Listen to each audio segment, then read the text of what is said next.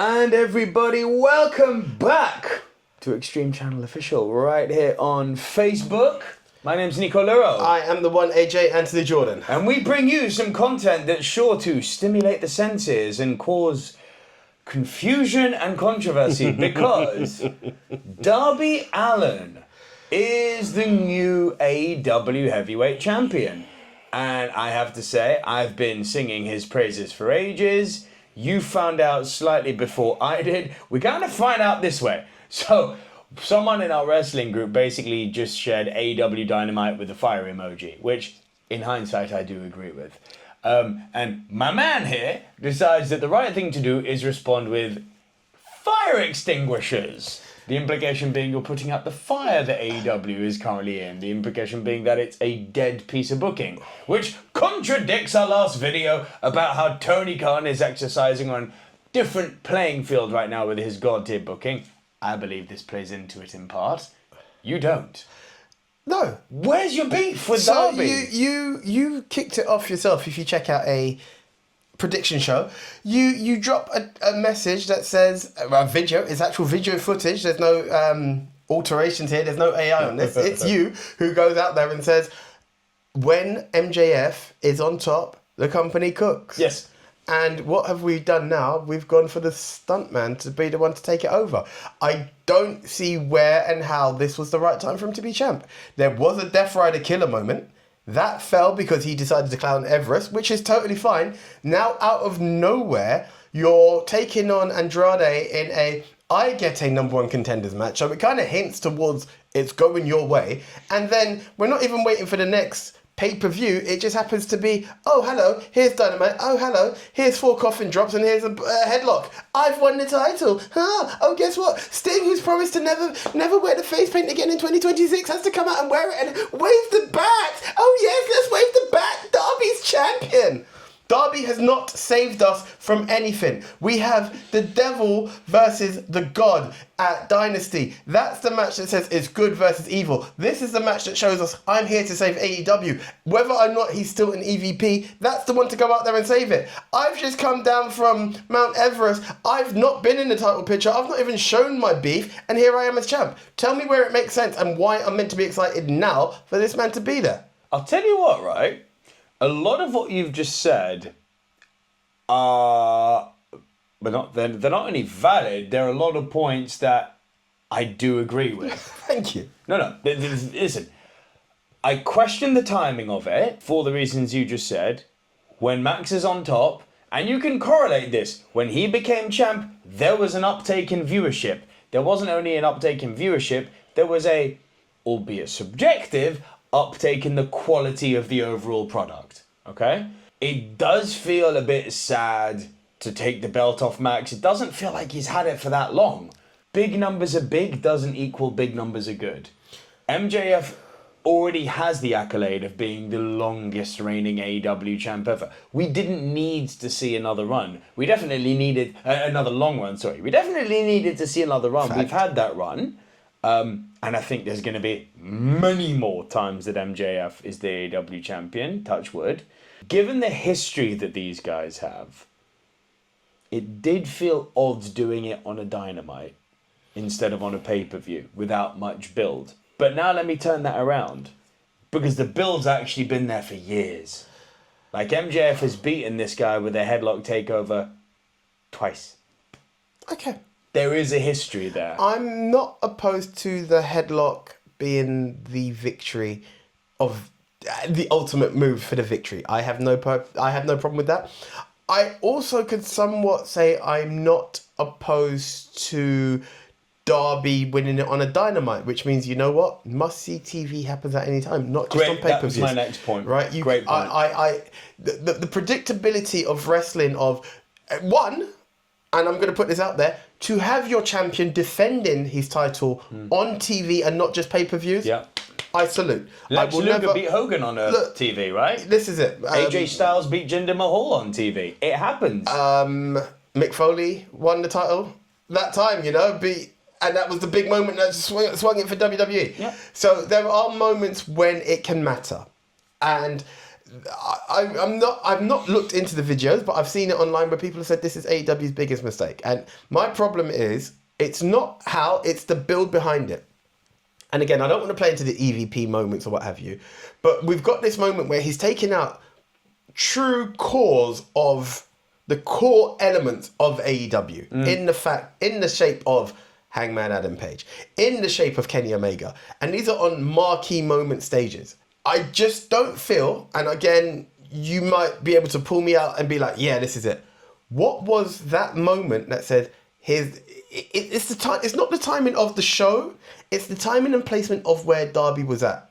That's where I have this beef. It's like, we've just decided that, okay, now it's time for a good guy to win. Let's take it away from Max. I don't need the 2-year Max run. I don't need MJF to be Roman Reigns. I don't need that. I don't even need him to... He's done it already. He's already done it. Yeah, but you get what I'm saying? It doesn't need to be that. It didn't even need to match his previous reign by less than a day. It's not that he needed a lengthy run. He just needed a valid story short of, you know, even if... I don't know, but it just felt a bit like, here we are. I thought what he did with Kenny was very good. Yeah. They had a good match. I have no problem. And this is the build you need for it to be there. So yes, I've beat you with a headlock twice, son. Get over it.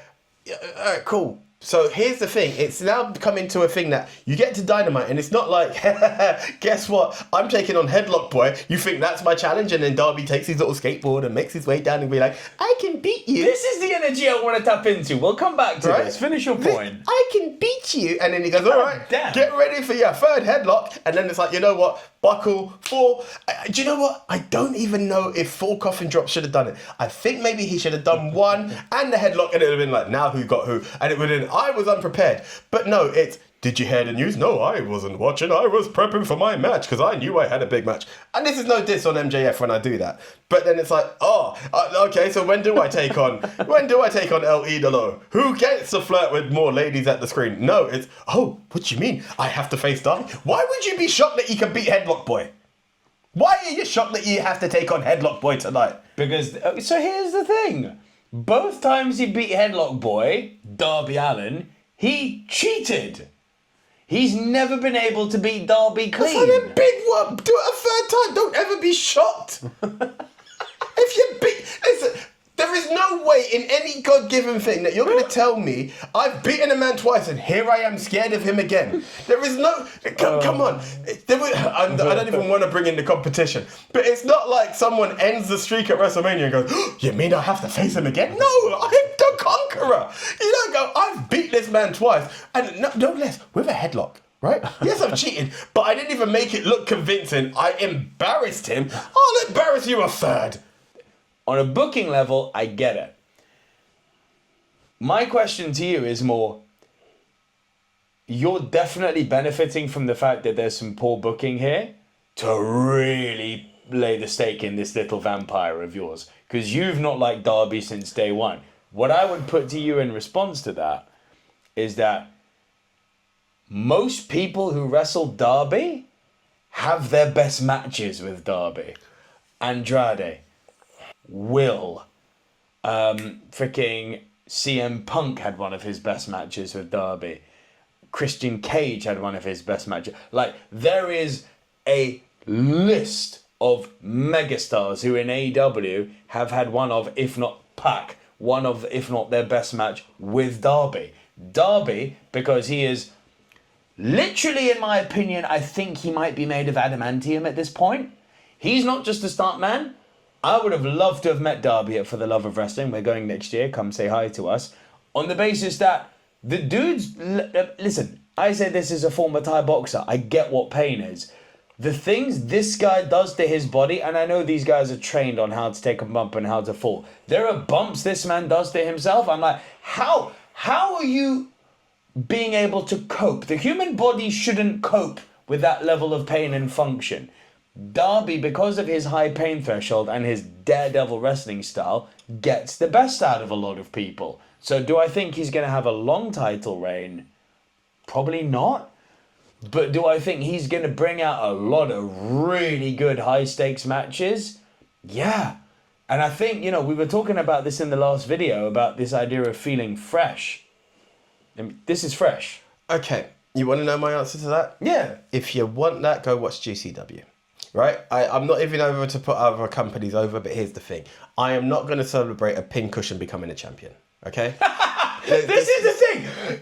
Yes, the wrestling ability of this guy is really good. Why do you hate him? Because no one ever talks about that. Anytime anyone ever gets excited for a Darby Allin match, he has a coffin match, and I still maintain that Swerve did not lose at the first All In. Why? Because there was a lock that was hanging out. It was not the entire body. The casket was not closed. Swerve's locks were outside. But that's stage one, right? Every other match that we all talk about sees Darby getting thrown into a staircase, it's being thrown inside the staircase, going into a cushion. Everyone has to rip the ring completely apart, so we see all the wood and all the makings of the ring and everything else, and you go, God damn, did you see that? Poor Sting. Poor Sting had to see glass shatter. Papa Buck had to get cut on the side because the only way anyone ever cares about Darby Allin is when it gets extreme. And I'm not hitting on Extreme Channel because that's where we're at right now. But all I'm saying is, give me more. Because you know what's going to happen now? We're going to now prove that Darby Allin is an extremely talented wrestler. And he's going to go... Let me land. He's going to go for all of these great matches without it going extreme. And you know what the world's going to do? And then he's going to drop. Okay? I'm not opposed to it. You know what, my little friend DJ? You know who you are, DJ. We met at For the Love of Wrestling. You were cosplayed as Darby. I'm not going to hate on it because it's cool for the fans. It's cool for the skaters. It's cool that he has half face paint, so he gets to tag for Sting for an entire year. And now that Sting's gone, guess what? He's going to face the Death Riders, and he's now going to be champion, but he decided to climb a mountain. Good on you. Climb your mountain. Where is this hate from? Because there's nothing to it. There's no substance to the character apart from being a pincushion. And I know people said this about Foley, but you know what? At least he had a tagline. At least have a nice day with something. You know what the story of the paint is, yeah? He's not just doing paint. He had paint pre-Sting. I know, but that's why they paired him. But go, hit me. Tell me the story. Please enlighten Car crash, me. uncle died. It's an homage to his uncle. Now you make me feel horrible. Yes. Now you make me feel horrible. Yes. I'm saying, you're saying that the character's got no substance, and I'm like, actually, he's really quite... Okay, yes, Darby, I'm saying this now. Respect to the homage you're paying to your uncle. I was unaware, and I feel slightly insensitive. The pairing, extremely insensitive. The pairing was still there because it was like, hey, it's closest thing. Because what world was there that those two had to become a tag team other than they both wear black and white face paint, right? But that no. But here's the thing. That does not define me, right? It's the same way that Mr. Man here, I have to finish the story because Danny never won the title. Your gimmick does not... Christ! Your gimmick does not become... It's cute, it's nice, it's respectful, I love it, but that is not who I am. So who's this guy? We've got this guy who's Mr. Burberry, and you can tell he's Mr. Flash. Who's he? He's the guy who paints his face because his uncle died. That's not your gimmick. It's not your gimmick. It's nice. I love it. I'm not saying don't do it, but that's not who you are as a wrestler. Oh, was his uncle in the business? No, he just does it. Cool. I respect it, bro. I'm all for it. But that's not what makes Darby Allin. You are literally like right. Will. I am literally right, is what I am. Let's remove the face paint from it. Let's talk Darby Allin, the wrestler. If Batman wasn't in the movie, it wouldn't be a good movie. Batman's in the movie. Yes, I get that. But Darby Allin is a skater with a goth look. That's what it is, and I get it. Am I wrong? Yes! The uncle... Listen. Pause. When Darby was 5 years old, he was in a car with his uncle. His uncle had been drinking, crashed a vehicle, and died as a result of the accident. Darby paints only half of his face because he says 50%... Half alive. Yeah, 50% of me is dead inside. The paint represents that half of him that he feels died in that accident. The traumatic event is also the reason he lives a straight-edge lifestyle, abstaining from alcohol and drugs. The incident influenced his motto and chest tattoo, "Nothing's over till you're underground," which represents his no-fear mentality. There is a character there! It's really well-rounded and fleshed out. All right. I guarantee you, as good a wrestler as he is. Do you know that I once saw... Say that part again? A good a wrestler as he is. Okay, good. We're acknowledging that he's a good wrestler, not just a stuntman at least. We've graded up. We're good. But here's the thing. Because you're going to regret the agreeing. It's the same way that we once found out that New Jack can wrestle. New Jack is an absolute psycho, R.I.P. What are we doing? I'm showing that when you are of a certain nature, people only expect a certain thing from you. Darby Allin's career, he could be of the levels of Kurt Angle great in the ring. People will know him for diving through the glass and taking these chair bumps and stair bumps that nobody else does. It's just the way of it. Listen, there's definitely something to be said about there are Darby Allin moments. But I think because of those moments and because of his ring persona, which we have now established is actually quite good, right? It's touching. I It's live touching. with it. It's based in reality. I You like it. have now got... You're going to hate this, I think, because you don't really like the underdog holding the title. I don't think that's. I think it's only got a certain amount of lifespan to it. That's. But so then I agree with that. So then let me push back and say, may we have that lifespan? Prove me wrong. Prove me wrong. He could have a listen. Think about the story involved with him doing all of these crazy spots. I think it's quite basic to look at it as just, he's just capable of doing that, because that's quantifiably not true. I think those moments highlight it is hard to beat this dude. Like, however little and thin and not built like a traditional wrestler he is, because of the pain threshold he's got, he's legitimately hard to pin. Quote Maxwell Jacob Friedman, beat him with a headlock takeover by knocking him unconscious with a big bling bling ring. Like, the dude is, based on story, hard to beat. So with that, you've not only got now this underdog storyline, you've got this, like, resilient underdog storyline. It has a shelf life. All stories do. This one has an especially short shelf life. I'll grant you that. But I think there's definitely a story to be told for putting him up against guys where you're like, I don't know, put him up against the Samoa Joe and like, you're going to die. And then he somehow finds a way. Put him up against, I don't know, put him up against the Gabe Kidd. You know, someone I get it. Look, put him against Bobby. Put him against Shelton. Let the these Hurt guys who Syndicate you're hurt like, people. Yeah, can you imagine Bobby putting him in the Hurlock for weeks and then somehow on pay-per-view he finally finds a way to beat the Almighty? There is a story to be told here, you know? I'm not opposed to it. And this is why I say prove me wrong. Because it's glorified stuntman. Is all I've ever seen. I didn't know the story. Now I understand why he wants to be the glorified stuntman. But still, prove me wrong. Because as I said, there are companies for that kind of style. He now has to go out and do some of the most exceptional matches. Because let's be real.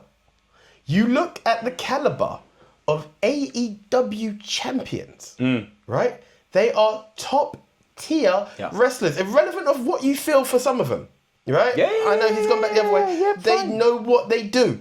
You cannot talk about the names of Chris Jericho, Kenny Omega, Bryan Danielson, John Moxley, and just to me, that's the limit of extreme you should go to. He's not for everyone. Hangman Adam Page, Samoa Joe, Swerve. Look at the people who have held that title. Now, you're going to tell me in that pantheon, Darby Allin follows it through. Now, I got 4 words for you. I'm a man. Let it play out. But this is exactly what I'm saying. In that pantheon, you're in the big dog leagues now, my boy. It's not TNT title. It's not any of the, the Continental or all that. You're the top dog right now. Prove it and this is what I'm asking for, without the extreme matches. That's what I need to see. I think you're going to get that, though. That's what I need to see. Prove me wrong. But the thing about Darby, right, is that you keep on bringing up these extreme matches. He's not like a Hangman or a Swerve or a John who does extreme matches. He has some extreme spots. The key, the marquee one being that ladder drop through the glass. That was insane. But for most part, the others, it's just, for example, with his recent match with Pac, it's the brutality with which Pac throws him into the guardrail. With his match against Christian Cage, it's the fact that it was unseen. You'll see a spot on top of the stairs. You'll never see a spot on the jagged edge of the stairs. The power slamming him not onto the top, into the actual, stairs was like a... Jesus Christ! But that match itself, I wouldn't call an extreme match. It just had a this is what I'm saying. you're a spot monkey. And this is what I need. I think that's No, but this is what I'm saying. Any Darby Allin pay-per-view match of note has had an extreme spot. So now, when you have main event matches, such as a Bryan Danielson versus MJF, those aren't in the... It doesn't need to go outside of the ring. Prove yourself. You were in the 4 Pillars match. Prove yourself within the 4 Pillars and not anything else out there, which I get. People will be like, what does it take to stop him? So you need to go into that. But show the caliber of wrestler, because the other guys that I've mentioned can do it. Now, if you're in there and you are all elite, show the elite wrestling. That's all I'm asking for. I think he's going to, bro. Bring it. Bring it. I think he's going to. I'm here to be proven wrong.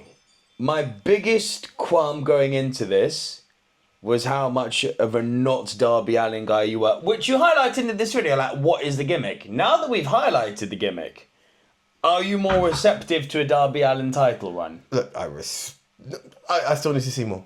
We're going to put it over to you guys. That was a lot. There were some feelings. So what I want to know, Darby Allin, unpack it in the comment section, guys. Is this a good thing? Is this a bad thing? Was it mistimed? Was it misjudged? Does he not belong amongst the pantheon of wrestlers? Do you want to let it play out? There's so much to unpack here in what we've just discussed. What I want to know from you guys is, are you going to give this a chance? And who do you think, here's a big one, who do you think will ultimately end up dethroning Darby? His next opponent. Oh, goddamn. Well, if that's what you guys believe, comment down below and we will see you all. Be sure you're following us on Facebook if you're not already. Link on screen now for where you can watch all of Extreme Channel's content. But until the next time, my name's Nico Luro. The one AJ Anthony Jordan. And we'll catch you guys very soon. Bye for now.